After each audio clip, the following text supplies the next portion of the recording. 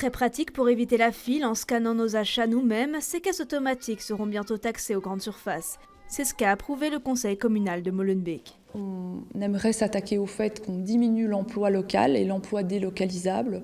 Et nous pensons que les caisses automatiques vont amener une présence moindre de personnel dans les magasins, donc une diminution de l'emploi. On a besoin de cohésion sociale dans nos quartiers.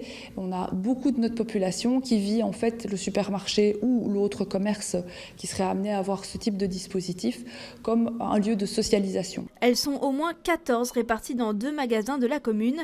La taxe élèvera à 5 600 € en 2022 par caisse automatique. Au total, cela rapportera au moins 78 400 € à Molenbeek pour la première année. Alors l'objectif premier de cette taxe, c'est clairement de pouvoir faire rentrer de l'argent dans les caisses de la commune.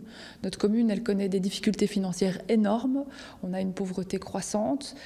C'est le plus important, le premier motif, c'est de pouvoir alimenter notre budget. Les magasins de la commune devront déclarer le nombre de caisses automatiques.